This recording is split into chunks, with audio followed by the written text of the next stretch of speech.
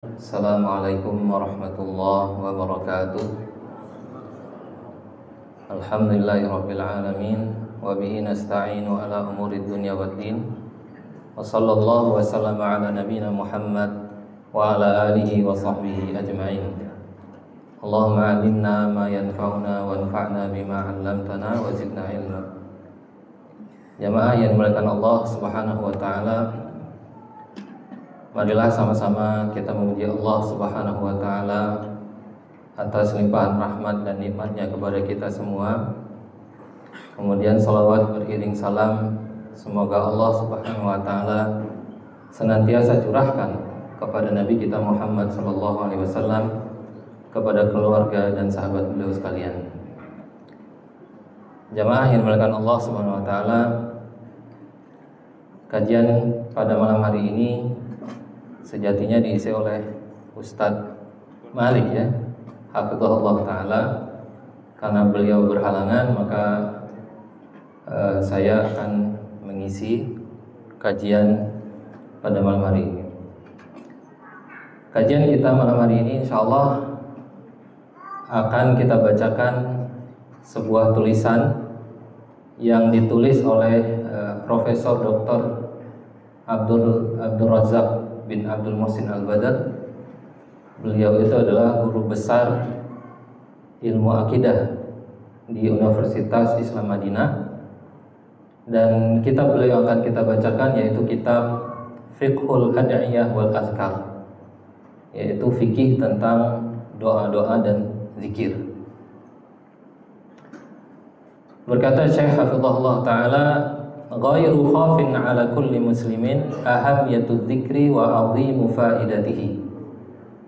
Kata beliau, tidak samar bagi setiap muslim akan pentingnya zikir dan besarnya faedah dari zikir tersebut. Jadi kita semua mengetahui bahwa zikir kepada Allah Subhanahu wa taala penting bagi kita dan memiliki banyak faedah. Kenapa demikian? Idh huwa min ajalil maqasid, kata beliau. Karena zikir itu adalah tujuan utama dari ibadah yang kita lakukan. Semua ibadah yang kita lakukan, tujuan utamanya adalah untuk berzikir kepada Allah Subhanahu wa taala. Sebagaimana yang Allah katakan, inna salata tanha 'anil fahsya'i wal munkar wa la dzikrullahi akbar. Allah katakan sesungguhnya salat mencegah dari perbuatan keji dan mungkar. Itu faedah pertama. Kemudian faedah kedua apa? Wala dzikrullahi akbar, dan zikir kepada Allah itulah yang lebih besar. Artinya faedah yang lebih besar dari salat yang kita lakukan adalah untuk mengingat Allah Subhanahu wa taala. Kemudian Syekh mengatakan wa anfa'il a'malil muqarribati ila Allah taala. Dan zikir itu adalah amalan yang paling bisa mendekatkan diri kita kepada Allah Subhanahu wa ta'ala. Maka oleh karenanya Allah perintahkan kita untuk berzikir di dalam banyak ayat di dalam Al-Quran. Di antaranya adalah firman Allah di dalam surat Al-Ahzab ayat 41. Allah mengatakan, ya ayyuhalladzina amanu taqullaha, ya ayyuhalladzina amanu dzkurullaha dzikran katsira. Wahai orang-orang yang beriman, berzikirlah kalian kepada Allah dengan zikir yang banyak. Kemudian Allah katakan juga di dalam surat Al-Baqarah ayat 200. Fa idza qadaytum manasikakum fadhkurullaha kadzikrikum abaikum aw ashadda dzikra. Kata Allah, jika kalian sudah menyelesaikan manasik haji kalian, maka berzikirlah kalian kepada Allah. Ingatlah kalian kepada Allah sebagaimana kalian mengingat orang tua kalian atau lebih besar daripada itu. Kemudian di dalam surat Ali Imran Allah katakan, alladzina yadhkurunallaha qiyaman wa qu'udan wa 'ala junubihim. Orang-orang yang senantiasa berzikir kepada Allah ketika mereka berdiri, ketika mereka duduk, dan ketika mereka berbaring. Begitu juga firman Allah di dalam surat Al-Ahzab ayat 35, wadzakirinallaha katsiran wadzakirat a'addallahu lahum maghfiratan wa ajran 'azima. Laki-laki yang banyak berzikir kepada Allah, wanita yang banyak berzikir kepada Allah, Allah siapkan untuk mereka pahala ampunan dan pahala yang besar. Dari ayat yang sudah kita bacakan di atas, jamaah semuanya, kita bisa melihat bahwasanya Allah perintahkan kita untuk berzikir dengan zikir yang banyak. Kenapa demikian? Kenapa kita harus berzikir dengan zikir yang banyak? Karena memang setiap hamba itu butuh kepada zikir. Bahkan kebutuhan dia kepada zikir kepada Allah melebihi kebutuhan yang lain, melebihi kebutuhan dia terhadap makan dan minum, melebihi itu semuanya. Kenapa demikian? Karena kalau seseorang tidak makan dan minum, dia hanya celaka di dunia saja. Tetapi kalau orang tidak berzikir kepada Allah, tidak pernah sholat, tidak pernah membaca Al-Quran, memahami mana-mana Al-Quran, maka kecelakaannya tidak hanya sebatas ketika sudah dia mati, tapi berlanjut kepada negeri akhiratnya. Ya. Kemudian kata Syekh, fa ayyu lahdatin khala fiha al-'abdu an dzikrillah kanat 'alaihi lalah.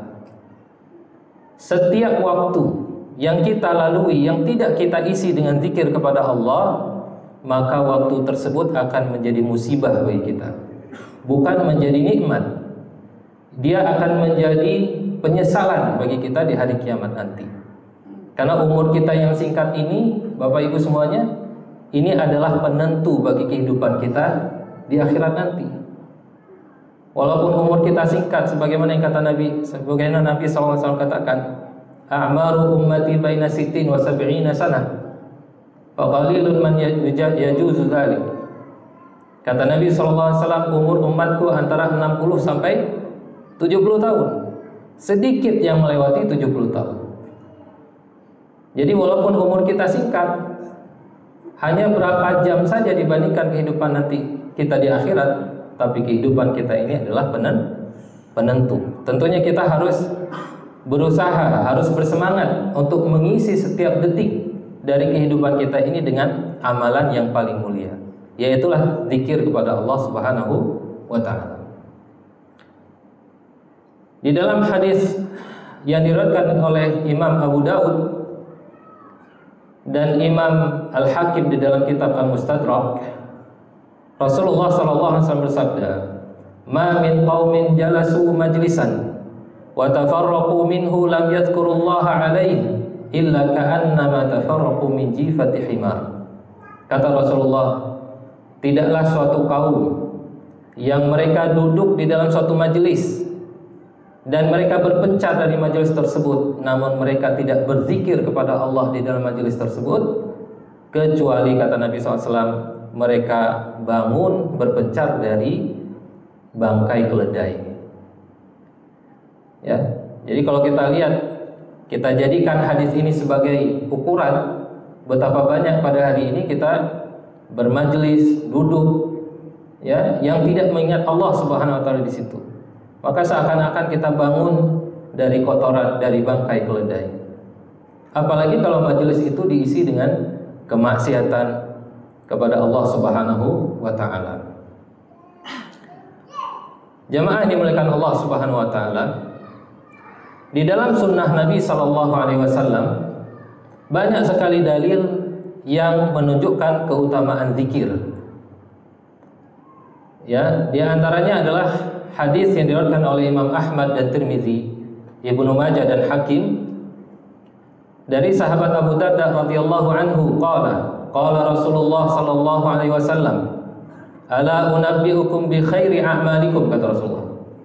Tidak maukah kalian wahai para sahabat, aku kabarkan kepada kalian sebaik-baik amalan, wa azkaha 'inda malikikum, amalan yang paling suci di sisi Rabb kalian, wa arfa'iha fi darajatikum, dan amalan yang paling tinggi derajatnya, wa khairin lakum min infaqid dhahab wal warid, amalan tersebut lebih baik daripada menafkahkan emas dan perak, wa khairil lakum min an talqaw aduwakum fatadribu a'naqahum wa yadribu a'naqakum. Dan amalan tersebut lebih baik daripada kalian berjumpa musuh kalian, kemudian kalian membunuh mereka atau mereka membunuh kalian, yaitu jihad fisabilillah.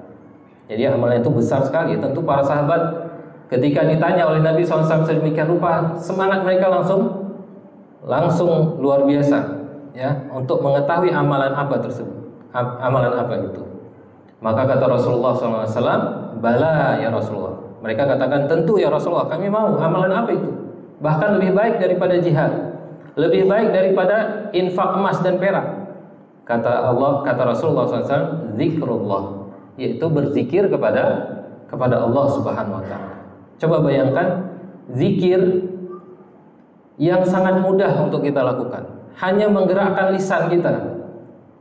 Ya, bahkan lebih mudah daripada kita menginfakkan emas dan perak. Tapi amalan yang mudah ini ternyata faktanya tidak semua kaum muslimin mampu untuk mengamalkannya. Ya, kecuali bagi orang-orang yang telah Allah Subhanahu wa taala mudahkan.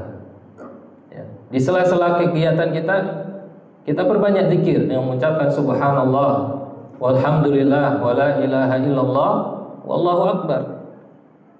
Tentu zikir yang paling baik itu adalah membaca Al-Quran. Tapi bagi kita yang tidak menghafal Al-Quran, tentunya tidak ada alasan bagi kita untuk nganggur lisan kita. Ya, tetap ada amalan zikir. Apalagi zikir itu zikir yang berkaitan dengan waktu, yaitu zikir pagi, zikir petang, ya, yang kita baca setiap hari, kita rutinkan. Dan amalan yang sering kita lakukan yang kontinu, walaupun sedikit, itu yang paling dicintai oleh Allah. Kata Rasulullah SAW, inna ahabbal a'mali ilallah adwamuha wa in aqal. Sesungguhnya amalan yang paling Allah cintai adalah yang kontinu, walaupun amalan itu sedikit. Nah, kemudian dalil lain dari hadis Nabi yang menunjukkan keutamaan zikir, yaitu hadis yang diriwayatkan oleh Imam Muslim dari sahabat Abu Hurairah dari Nabi SAW. Beliau mengatakan, sabaqal al-mufarridun, kata Nabi SAW, orang-orang yang menyendiri telah melampaui kita, telah mendahului kita. Orang-orang yang menyendiri telah mendahului kita. Maka para sahabat bertanya, wa man mufarridun ya Rasulullah? Siapa itu orang-orang yang menyendiri ya Rasulullah? Kata Rasulullah, adz-dzakirunallaha katsiran wadz-dzakirat, yaitu orang yang banyak mengingat Allah, laki-laki yang banyak mengingat Allah, dan wanita yang banyak mengingat Allah Subhanahu wa taala. Kemudian Nabi SAW sebutkan juga di dalam hadis riwayat Imam Bukhari dari sahabat Abu Musa al-Ash'ari, dari Nabi SAW, beliau katakan, mathalul ladzi yadhkuru rabbah wal ladzi la yadhkuru rabbah mathalul hayy wal mayyit. Permisalan orang yang mengingat Allah, yang berzikir kepada Allah, dengan orang yang tidak berzikir kepada Allah, bagaikan orang yang hidup dan orang yang mati. Hidup hatinya dengan zikir, dan mati hatinya dengan tidak berzikir kepada Allah Subhanahu wa taala. Baik. Dan tentunya hadis-hadis yang lain sangatlah banyak, ya, yang menyebutkan tentang keutamaan zikir. Kemudian Asy-Syaikh Abdul Razzaq hafizahullah taala menyebutkan bahwasanya beliau akan merangkum, ya, sebagian apa yang disebutkan oleh para ulama daripada faidah-faidah zikir. Jadi faidah zikir itu sangatlah banyak yang telah disebutkan oleh para ulama. Wa min ahsani man ra'aituhu takallama fi hadzal mawdu' wa ajma'a atrafahu wa lamma syatatahu al-Imam al-Allamah Ibnu Qayyim. Kata Syekh Abdul Razzaq, dan yang paling baik di antara ucapan para ulama tersebut di dalam mengumpulkan faedah-faedah zikir itu adalah tulisannya Al-Imam Ibnu Qayyim rahimahullah di dalam kitab beliau Al-Wabilus Shayyib min Kalimit Thayyib. Kata Imam Ibnu Qayyim, wa fi dzikri aktsaru min mi'ati faidatin. Kata Ibnu Qayyim, di dalam zikir itu terdapat lebih dari 100 faidah. Coba bayangkan, di dalam zikir yang kita baca itu terdapat lebih dari 100 faidah. Kemudian Imam Ibnu Qayyim menyebutkan satu persatu. Bahkan beliau menyebutkan sampai 70 lebih faidah zikir. Yang mana setiap masing-masing dari faidah zikir yang beliau sebutkan, kalau kita pahami, kita resapi, sudah cukup untuk kita untuk bersemangat di dalam berzikir kepada Allah. Maka bagaimana lagi kalau semua faedah itu terdapat dalam zikir kepada Allah Subhanahu wa taala. Baik, di antara faedah zikir yang pertama adalah annahu yatrudu syaitan wa yaqma'uhu wa yaksiruhu. Kata Ibnu Qayyim, faedah zikir yang pertama adalah zikir itu bisa mengusir syaitan, bisa mengusir setan. Ya, bisa melemahkan setan dan bisa menciutkan dia.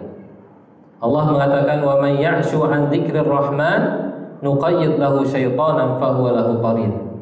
Barang siapa yang berpaling dari berzikir kepada Ar-Rahman, orang yang berpaling, tidak pernah baca Quran, tidak pernah zikir, berpaling dari mengingat Allah, enggak pernah duduk di dalam majelis belajar ilmu agama, nuqayyid lahu syaitanan, kami jadikan, kata Allah, syaitan itu jadi orang yang selalu menyertai dia. Ya, fahuwa lahu qarin. Qarin itu jadi penyerta dia kemanapun dia pergi. Nah, baik. Kemudian begitu juga di dalam surat An-Nas yang sering kita baca, alladzi yuwaswisu fi alladzi yuwaswisu fi sudurin nas minal jinnati wan nas.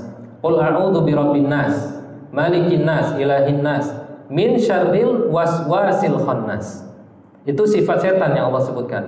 Al-waswas yaitu sifat dia menggoda, menghasut di dalam hati manusia. Al-khannas yaitu dia menciut. Kata para ulama, mana al-khannas itu menciut, bersembunyi, menjauh. Kenapa? Karena zikir kepada Allah Subhanahu wa taala. Alladzi yuwaswis. Yuwaswis itu dia kerjaannya adalah menggoda, merayu hati manusia. Dan kalau dia berzikir, orang itu berzikir, maka al-khannas, dia pun akan menciut, mengecil. Bahkan dikatakan sampai dia menjadi seukuran lalat. Di dalam hadis yang diriwayatkan oleh Imam Ahmad dan sanadnya sahih dari Nabi sallallahu alaihi wasallam, Nabi mengatakan, "Innallaha subhanahu amara Yahya bin Zakaria bi khamsi kalimat." Kata Nabi SAW, sesungguhnya Allah memerintahkan Nabi Yahya bin Zakaria dengan 5 perintah. An ya'mala biha, agar dia amalkan, wa ya'muru bani Israil ay ya'malu biha, dan dia perintahkan Bani Israel untuk mengamalkan 5 perintah tersebut. Wa innahu kada ayyubati'a biha, tapi Nabi Yahya agak lambat di dalam menyambut perintah tersebut. Maka kata Nabi Isa kepada Nabi Yahya, innallaha amaraka bi khamsi kalimat. Wahai Nabi Yahya, kata Nabi Isa, sesungguhnya Allah telah memerintahkanmu dengan 5 perintah. Lita'mala biha wa ta'mura bani Israil ay ya'malu biha, agar engkau amalkan dan agar Bani Israel juga mengamalkan. Fa imma an ta'murahum wa imma an amurahum. Kalau engkau tidak perintahkan, maka aku yang akan, ya. Kalau engkau tidak perintahkan, maka aku yang akan memerintahkan umatku. Maka apa kata Nabi Yahya? Akhsha in sabaqtani biha ayyukhsafa bi aw u'adzab. Kata Nabi Yahya, aku khawatir kalau engkau mendahuluiku, maka aku akan ditenggelamkan ke dalam perut bumi atau aku akan diazab. Fajama'an nas fi Baitul Maqdis. Kemudian Nabi Yahya mengumpulkan manusia di Baitul Maqdis. Famtala al-masjid, kata Nabi. Kemudian masjid Baitul Maqdis menjadi penuh. Wa qa'adu 'ala syuraf. Kemudian Nabi SAW, Nabi Yahya alaihissalam duduk. Faqala, beliau katakan kepada kaumnya, innallaha amarani bi khamsi kalimat. Sesungguhnya Allah telah memerintahkanku 5 perintah. An a'mala bihinna, agar aku laksanakan. Wa amurakum an ta'malu biha, agar kalian juga mengamalkannya. Kemudian Nabi Yahya menyebutkan di antara 5 perintah tersebut adalah yang pertama tauhid, yang kedua salat, yang ketiga puasa, ya, Summa dzakaral khamisah, tauhid, salat, puasa, sedekah, dan yang kelima adalah wa an amurakum an tadhkurullah, yaitu aku perintahkan kalian untuk berzikir kepada Allah. Fa inna mithla dzalika kamathli rajulin kharajal adu. Karena permisalan itu, kata Nabi Yahya, seperti seorang laki-laki yang keluar musuh mengintai dia dengan sangat cepat, hatta idza ata ahla hisnin hasin. Kemudian ketika laki-laki itu sudah masuk ke dalam benteng, fa ahraza nafsahu minhum, dia pun bisa melindungi dirinya dari musuh tersebut. Kadzalikal abdu, demikianlah seorang hamba, la yuhrizu nafsahu minasyaitan, tidak bisa dia menjaga dirinya dari syaitan kecuali dengan berzikir kepada Allah Subhanahu wa taala. Jadi dalam hadis ini Nabi mengibaratkan zikir itu adalah benteng, dan kita yang berzikir seakan-akan kita menyelamatkan diri di dalam benteng tersebut. Nah, jadi kalau kita mengambil perumpamaan ini, tentunya semakin kuat benteng, semakin aman kita. Berarti harus semakin banyak zikir yang kita amalkan. Nah, jadi fadilah zikir yang disebutkan dalam hadis tersebut, bahwasanya zikir bisa mengusir syaitan dan bisa menyelamatkan kita dari gangguan syaitan. Dan itu bisa kita rasakan sendiri, jemaah sekalian. Ketika kita misalnya sholat dengan khusyuk, kemudian kita banyak membaca Al-Quran, ya, kita kemudian membaca zikir pagi, zikir petang, apa yang kita rasakan? Tentu dengan semangat kita akan melaksanakan amalan-amalan soleh berikutnya. Namun ketika kita sholat dengan tidak khusyuk, puasa baca Quran tidak, zikir pagi petang juga tidak, maka itu adalah orang yang mudah dibujuk oleh syaitan untuk melakukan berbagai macam kemaksiatan. Baik. Kata Ibnu Abbas radhiyallahu anhuma, "Asy-syaitan jathimun 'ala qalbi ibni Adam." Setan itu menempel pada hati anak Adam. Fa idza saha wa ghafal waswas. Kalau anak Adam itu lalai, tidak berzikir kepada Allah Subhanahu wa taala, maka setan itu akan membisikkan macam-macam ke dalam hatinya. Fa idza dzakarallaha ta'ala khanas. Kalau orang itu berzikir kepada Allah Subhanahu wa taala, maka setan pun menciut dan mengecil, lalu pergi dari hamba tersebut. Baik, kemudian faedah yang berikutnya, annahu yajlibu liqalbi dzakir al-farah was-surur war-raha. Bahwasanya faedah zikir itu bisa mendatangkan kepada hati orang yang berzikir rasa tenang, bahagia, dan hatinya menjadi lapang. Allah mengatakan alladzina amanu wa tatma'innu qulubuhum bi dzikrillah, ala bi dzikrillah tatma'innul qulub. Orang-orang yang beriman dan tenang hati mereka dengan mengingat Allah, ketahuilah bahwa hanya dengan mengingat Allah hati itu menjadi tenang. Jadi apa makna hati itu tenang? Kata Syekh, ayyazulu ma fiha min qalaqin aw ittirab, yaitu hati itu akan jauh dari gundah gulana, kemudian akan jauh dari kekhawatiran, ketakutan, stres, tergoncang jiwanya. Itu bisa diterapi dengan banyak berzikir kepada Allah Subhanahu wa taala. Bahkan dikatakan bal inna dzikra huwa hayatul qalbi haqiqatan wa huwa qutul qalbi war ruh. Bahkan zikir kepada Allah itu adalah makanan pokok bagi hati kita, makanan pokok bagi ruh kita. Jadi bagaimana ceritanya kalau orang itu tidak makan? Orang itu hanya memperhatikan makanan fisiknya, badan kasarnya saja. Sedangkan badan halusnya, jiwanya dia tidak memperdulikan. Maka jiwanya menjadi miskin, jiwanya menjadi tidak tenang. Kemudian di antara faedah zikir yang berikutnya, annahu yurithuhu dzikrallahi lah. Bahwasanya orang yang berzikir kepada Allah, Allah akan mengingat dia. Orang yang berzikir kepada Allah, Allah akan mengingat dia. Fadhkuruni azkurkum. Ya, ingatlah kalian akan aku, kata Allah, maka aku akan mengingat kalian. Coba jemaah semuanya, kalau kita diingat oleh orang yang penting, oleh orang yang kita kagumi, oleh orang yang kita yang kita hormati, beliau mengingat kita, ya, apa jadinya? Tentu kita akan bahagia sekali. Bagaimana kalau yang mengingat kita itu adalah Allah Subhanahu wa taala? Sebagaimana kisah Ubay bin Ka'ab. Suatu hari Nabi SAW mengatakan kepada Ubay, wahai Ubay, aku diperintahkan oleh Allah untuk membacakan surat Al-Fatihah kepadamu. Kemudian Ubay mengatakan, ya Rasulullah, apakah Allah menyebut namaku? Iya wahai Ubay.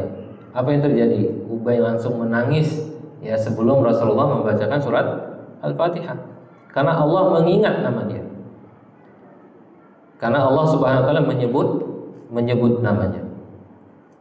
Dan itu juga, ya, bukan suatu hal yang tidak mungkin kita dapatkan.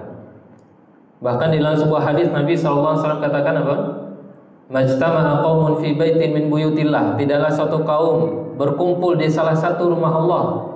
Yatluna kitab Allah, mereka membaca kitab Allah. Wa yatadarasunahu fima bainahum. Mereka saling mempelajari Al-Qur'an. Illa nazalat alaihim sakinah, kecuali akan turun kepada mereka apa? As-sakinah, ketenangan. Wa huffathumul malaikah wa ghasyathumur rahmah, akan diliputi oleh rahmat Allah. Wa huffathumul malaikah, akan dinaungi oleh para malaikat. Wa dzakarahumullahu fiman indah, dan Allah akan menyebut-nyebut nama-nama mereka satu persatu di sisi malaikat yang berada di sisinya. Semoga Allah Subhanahu wa taala menyebutkan nama kita yang hadir di majelis ini, ya, di kalangan para malaikat yang ada di sisinya. Di dalam sebuah hadis qudsi Nabi sallallahu alaihi wasallam katakan, Allah Subhanahu wa taala berfirman, "In dzakarani fi nafsihi, dzakartuhu fi nafsi." Jika hamba itu mengingatku di dalam dirinya, maka aku akan mengingat dia di dalam diriku. Wa in dzakarani fi mala'in, dzakartuhu fi mala'in khairin minhu. Jika dia mengingat aku di tengah-tengah keramaian, maka aku akan mengingat dia di tengah-tengah keramaian yang lebih baik dari keramaian dia itu. Tentunya yang mengingat Allah Subhanahu wa taala di dalam keramaian itu agak sulit, apalagi kita asik sama teman. Tetapi kalau dia masih terpaut hatinya dengan Allah Subhanahu wa taala, balasannya adalah Allah akan mengingat dia di kalangan, ya, di khalayak ramai yang lebih baik dari dia. Baik.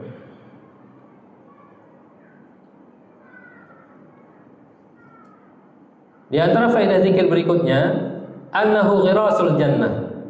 Bahwasanya zikir itu, Bapak Ibu semuanya, akan menjadi pohon di dalam surga. Zikir yang kita bacakan akan menjadi pohon di dalam surga. Sebagaimana yang Nabi sallallahu alaihi wasallam sebutkan di dalam hadis riwayat Imam At-Tirmidzi dari sahabat Abdullah bin Mas'ud, Nabi katakan, laqitu lailata usriya bi Ibrahim al-Khalil. Aku menjumpai pada malam aku diisrakan dengan Nabi Ibrahim al-Khalil alaihi salam, ya, kata Nabi Muhammad sallallahu alaihi wasallam. Faqala, maka Nabi Ibrahim katakan, ya Muhammad, wahai Muhammad, aqri ummataka minni salam. Ya Muhammad, bacakanlah untuk umatmu dariku salam. Kata Nabi Ibrahim.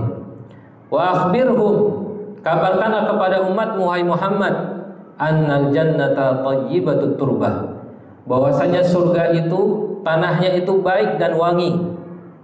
Azbatul ma, airnya segar dan tawar. Wa annaha qi'an, dan surga itu datar. Wa anna ghirasaha, dan bahwasanya tumbuhan pohon di surga itu adalah subhanallah walhamdulillah wala ilaha illallah wallahu akbar. Tentunya, ya, bagi kita yang sudah tahu hadis ini harus lebih bersemangat. Semakin banyak zikir yang kita bacakan, maka akan semakin banyak pohon yang tumbuh untuk kita di surga. Di dalam hadis yang lain juga disebutkan hadis yang semakna dengan ini. Ketika Nabi SAW dinaikkan ke langit, Nabi bertemu dengan Nabi Ibrahim. Maka Nabi Ibrahim mengatakan, "Man ma'aka ya Jibril?" Wahai Jibril, siapa orang yang bersamamu ini? Kata Nabi Ibrahim. Faqala hadza Muhammad. Ini Muhammad, kata Jibril. Faqala lahu Ibrahim, kata Ibrahim, "Mur ummataka falyuksiru min ghirasil jannah." Wahai Muhammad, perintahkanlah umatmu untuk memperbanyak pohon di dalam surga, tumbuhan di dalam surga. Fa inna turbataha thayyibah, karena tanah surga tersebut wangi, wa ardaha wasi'ah, dan luas. Kemudian Nabi bertanya kepada Nabi Ibrahim, "Wa ma ghirasul jannah?" Apa itu tumbuhan surga? Pohon surga, wahai Nabi Ibrahim. Qala la haula wa la quwwata illa billah. Jadi kita isi waktu kita dengan membaca subhanallah walhamdulillah wala ilaha illallah wallahu akbar la haula wa la quwwata illa billah. Itu saja yang kita ucapkan terus. Karena kita nggak tahu apakah semua zikir kita itu semuanya naik ke langit, semuanya diterima oleh Allah atau tidak. Mungkin dari sekian ribu zikir yang kita ucapkan hanya satu yang diterima. Ya tidak. Karena zikir yang paling baik itu adalah zikir yang sinkron antara lisan dan hati kita. Kita pahami zikirnya, kita pahami lafadznya.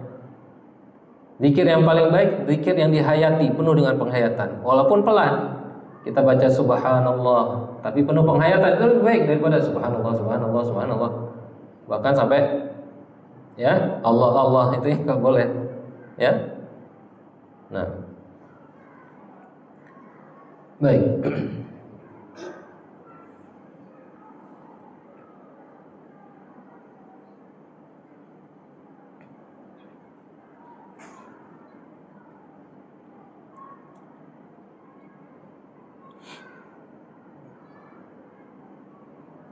Kemudian jamaah sekalian,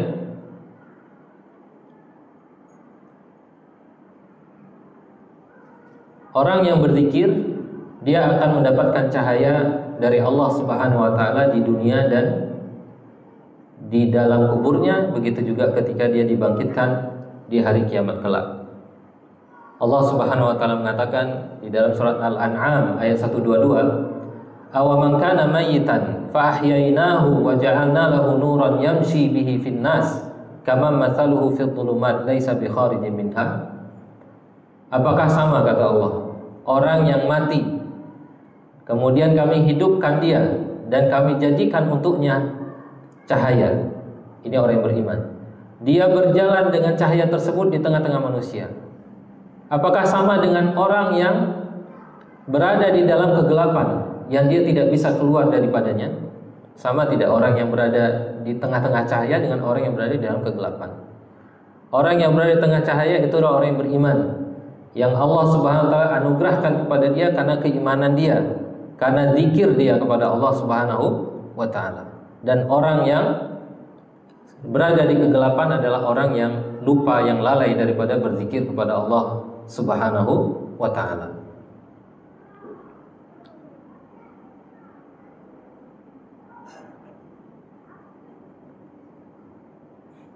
Baik. Kemudian di antara faedah zikir berikutnya, annahu yujibu salatallahi azza wa jalla wa malaikatihi 'ala dzakir. Bahwasanya orang yang berzikir kepada Allah Subhanahu wa taala, Allah akan berselawat untuknya dan para malaikat juga akan berselawat untuk orang yang berzikir. Salawat Allah kepada hambanya, termasuk kepada Nabi Muhammad SAW, yaitu menurut tafsiran yang paling sahih adalah Allah memuji, ya, Allah Subhanahu wa taala memuji hamba tersebut di kalangan makhluk yang ada di sisinya.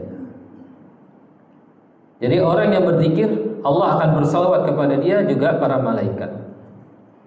Wa man sallallahu alaihi wa malaikatuhu, dan barang siapa yang Allah bersalawat kepada dia dan malaikat bersalawat kepada dia, faqad aflaha kullal falah, maka dia sungguh telah menjadi hamba yang beruntung. Allah katakan, ya ayyuhalladzina amanu dzkurullaha dzikran katsira. Wahai orang-orang yang beriman, berzikirlah kepada Allah dengan zikir yang banyak. Wasabbihuhu bukratan wa asila, bertasbihlah, sucikanlah nama Allah di pagi dan sore hari, termasuk ya salat subuh, salat asar, zikir pagi, zikir petang. Huwallazi yusalli 'alaikum. Dialah yang bersalawat kepada kalian. Wa malaikatuhu, begitu juga malaikat bersalawat kepada kalian. Liyukhrijakum minadh-dhulumati ilan nur, agar Allah keluarkan kalian dari kegelapan menuju cahaya. Wa kana bil mu'minina rahima, dan sungguh Allah terhadap orang-orang yang beriman Maha Penyayang.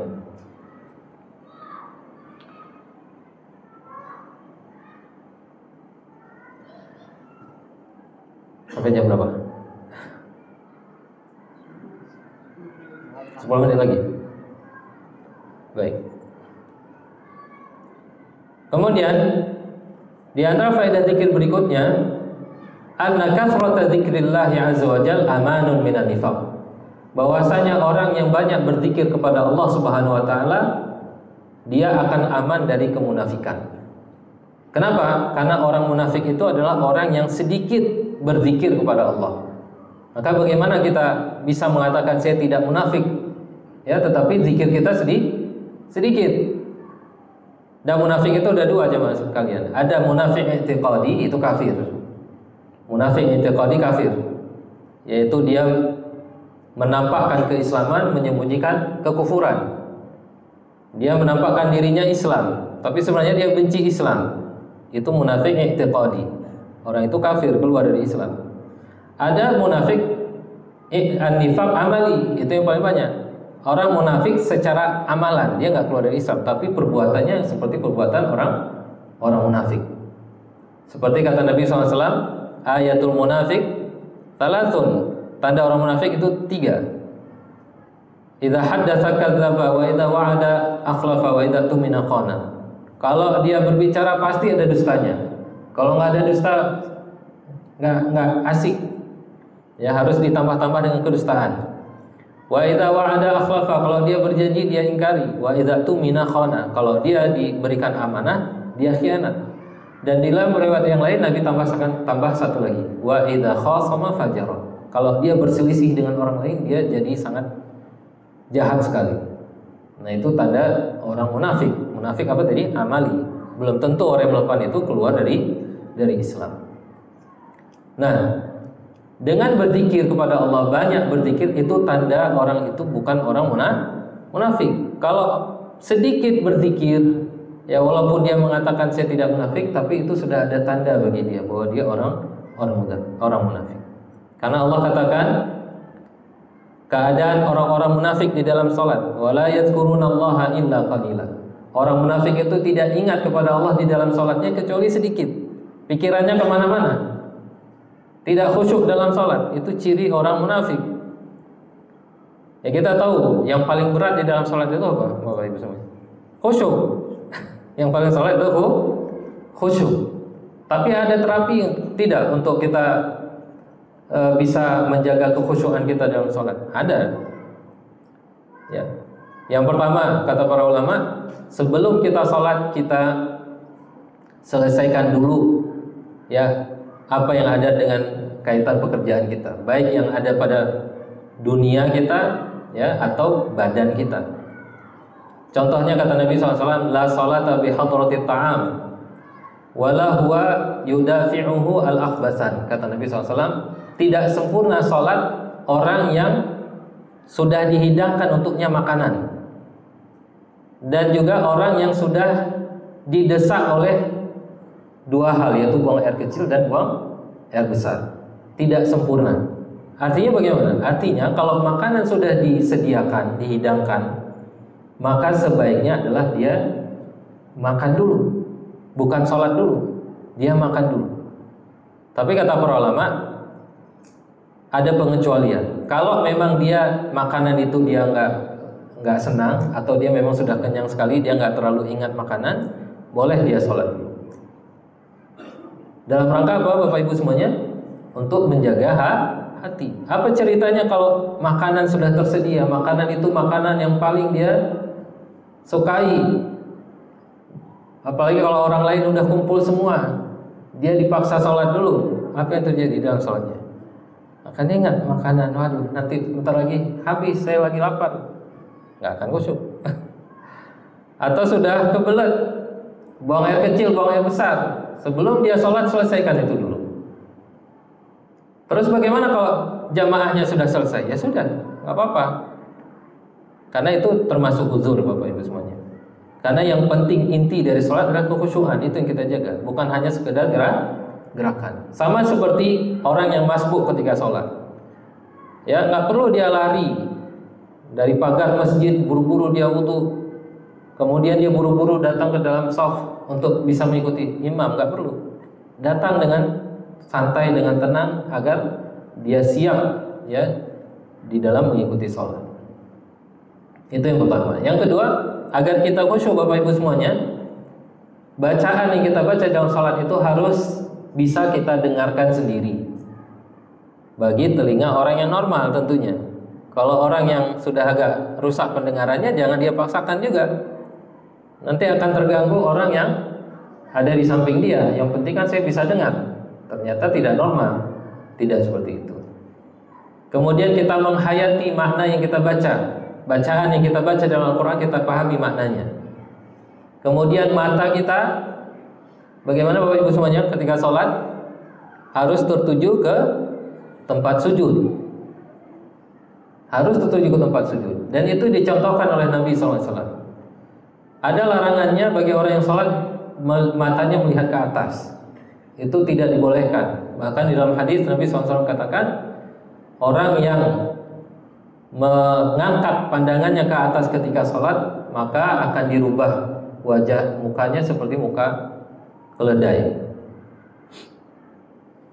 Kemudian di dalam sholat juga nggak boleh kita menutup mata, Bapak Ibu semuanya. Ya, sebagian ulama mengatakan makruh. Makruh hukumnya sholat kita menutup mata. Bahkan Syekh Utsaimin pernah mengatakan, kalau ada orang beralasan, kalau saya tutup mata, kalau saya buka mata, saya nggak akan khusyuk. Harus tutup baru khusyuk. Kata Syekh Utsaimin, tetap harus buka mata biar kamu terbiasa khusyuk dengan buka mata. Kecuali memang di depan kita itu ada sesuatu yang, ya. Nah. Saya saja pernah melihat ya. orang salat memakai masker. Ya. Bagaimana hukum orang sujud tanpa menyentuh hidung sama? Iya, di antara anggota sujud juga termasuk hidung, itu yang dicontohkan oleh Nabi SAW. Ya, bahkan jangankan laki-laki, wanita pun ketika sholat tidak boleh pakai niqab, ya tidak. Wanita saja nggak boleh pakai cadar ketika dia sholat, karena seluruh aurat perempuan itu, seluruh tubuh perempuan itu aurat kecuali muka dan telapak tangan ketika sholat. Kalau di luar sholat itu khilaf. Ya kan, antara ulama ada yang mengatakan aurat muka dan tangan, jadi harus pakai cadar, ada yang juga tidak. Terus bagaimana dalam sholat? Dalam sholat hidung, apalagi jidat, anggota itu termasuk daripada bagian sujud yang harus terkena ke tempat sujud, Bapak Ibu semuanya. Jangankan laki-laki, perempuan harus buka wajahnya. Ya, kecuali Bapak Ibu ya, kalau memang dia ada penyakit misalnya yang bisa menular. Namun tentunya bagi orang yang punya penyakit menular, sebaiknya jangan menghadiri masjid ya. Tapi kalau dia qadarullah memang harus ke masjid, ya tidak mengapa. Seperti ada khilaf Bapak Ibu semuanya masalah kita pakai peci, Bu ya, Bapak ya. Kan kita kadang gini, jidat kita nggak terkena tempat sujud, boleh atau tidak? Sebagian ulama mengatakan nggak boleh, batal salatnya. Bahkan dalam mazhab Syafi'i itu batal. Kalau ini tidak menyentuh jidat kita tidak menyentuh tempat sujud. Tapi juga sebagian ulama yang lain, termasuk Imam Ibnu Qudamah, beliau sebutkan di kitab Al-Mughni, itu boleh seseorang sujud walaupun terkena sebagian. Jadi kan ada peci kita agak turun sedikit, ya tidak mengapa. Ya, baik, tadi saya ulangi sedikit, yaitu menutup mata ketika sholat itu hukumnya makruh. Ya. Kenapa demikian? Coba Bapak Ibu semuanya praktekkan. Kalau kita sholat tahajud di tengah malam, kita tutup mata, apa yang terjadi? Nggak pusing, tidur gitu. Kita sholat tahajud jam 3 malam misalnya, setengah 4 gitu kan, tutup mata. Nah, kalau yang ada hafalan bakal buyar hafalannya. Nah, jadi memang harus buka matanya. Baik. Ya. Ya. Seseorang yang hidup di dalam keramaian, yang dia itu punya bisikan untuk melakukan suatu maksiat. Ya. Lantas dikarenakan dia takut akan azab Allah, dia meninggalkan perbuatan maksiat. Apakah itu termasuk zikir? Seorang berada di tengah keramaian. Ya, ini melakukan suatu maksiat. Iya. Dikarenakan ingat kepada Allah akan azab suatu hari nanti, maka meninggalkan suatu kejahatan tadi. Apakah itu termasuk zikir? Iya, termasuk zikir juga. Jadi tidak zikir lisan. Zikir itu macam-macam. Zikir itu bahkan kita duduk di majelis ilmu juga dikatakan zikir. Kita belajar halal haram itu juga dikatakan zikir kepada Allah Subhanahu wa taala. Tapi yang memang jelasnya zikir itu seperti baca Quran. Bahkan Rasulullah katakan afdhalul dzikri fa'lam annahu la ilaha illallah. Sebaik-baik zikir setelah kita baca Quran adalah kita ucapkan la ilaha illallah. La ilaha illallah, la ilaha illallah. Kalau terbiasa, Masya Allah Bapak Ibu ya.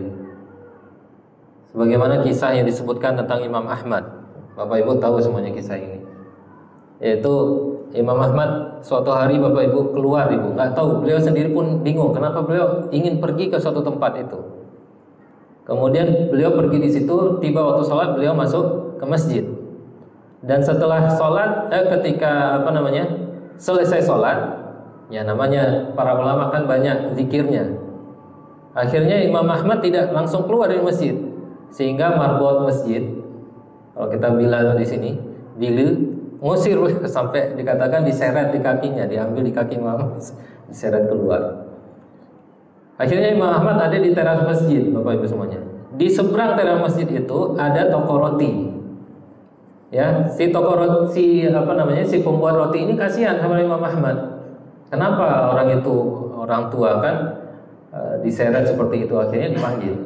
Jadi Imam Ahmad itu terkenal namanya Bapak Ibu semuanya. Tapi kalau muka, kalau yang belum pernah ketemu tidak akan tahu. Karena memang nggak seperti sekarang. Sekarang ini kan banyak kita lihat di layar semuanya. Kalau dulu enggak, namanya terkenal tapi orangnya tidak tahu. Akhirnya si pembuat roti ini kasihan sama Imam Ahmad, dipanggil lah ke tempat dia. Dipanggil, dikasih roti segala macam. Kemudian dia sambil buat roti dia baca subhanallah walhamdulillah wala ilaha illallah wallahu akbar. Kan sama Imam Ahmad ditanya, semenjak kapan Anda selalu berzikir ketika buat roti? Dari dulu, saya nggak tahu lagi. Pokoknya setiap saya buat roti, saya selalu berzikir pada Allah. Terus tanya Imam Ahmad, apa yang Anda dapatkan dari zikir Anda? Saya berdoa kepada Allah kecuali semua dikabulkan. Kecuali satu doa saya yang belum dikabulkan sampai sekarang. Yaitu saya berdoa sama Allah, ya Allah jangan Engkau matikan aku dan Imam Ahmad sebelum aku berjumpa dengan beliau. Kata Imam Ahmad apa? Ternyata gara-gara doamu aku terpaksa datang ke sini. Ternyata itulah doa si pembuat roti tadi. Bahkan dia bukan ulama, orang biasa saja, pembuat roti. Tapi Allah SWT dengarkan doanya karena zikir yang dia baca. Baik, cukup ya sampai di sini Bapak Ibu semuanya. Sudah waktunya. Nah, subhanakallah bihamdik, asyhadu an la ilaha illa anta, astaghfiruka wa atubu ilaik. Assalamualaikum warahmatullahi wabarakatuh.